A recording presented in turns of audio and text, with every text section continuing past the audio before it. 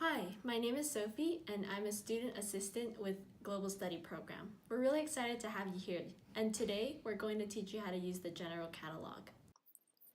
Go ahead and click the link in the description. Once you click it, it will lead you to this page. Then go to Courses by Subject Code. The general catalog gives you a list of all the subjects that UC Davis has to offer. Select the one you're interested in and it'll take you to the courses available for that subject. For this example, we will use Engineering Computer Science. Now we will begin learning how to read the general catalog. This is the major you are viewing, and this is the abbreviation for your major. So any class that starts with ECS is an Engineering Computer Science class.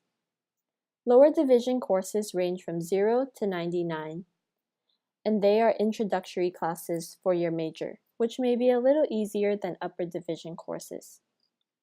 Upper division courses range from numbers 100 and above. You'll learn about specific topics in depth in upper division courses. For this example, we will look at ECS 20.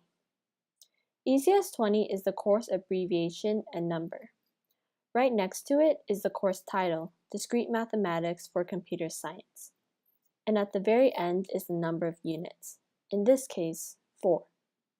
This class has lecture for 3 hours a week. Lecture is taught by a professor. There will also be a discussion that is 1 hour a week, which is taught by a teaching assistant or TA. Prerequisites are also very important. If a class has a prerequisite, you must complete the prerequisite before signing up for the class.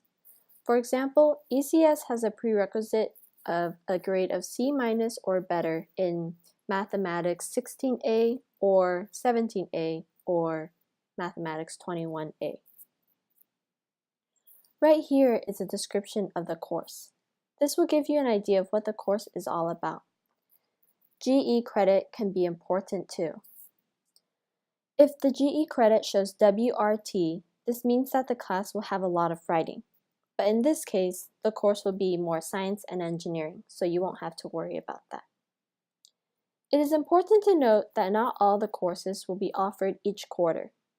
That is why it is best to look at Schedule Builder for a current list of courses that will actually be offered for the quarter. That's it for the general catalog. If you have any more questions, please feel free to contact the staff at GSP or watch this video again.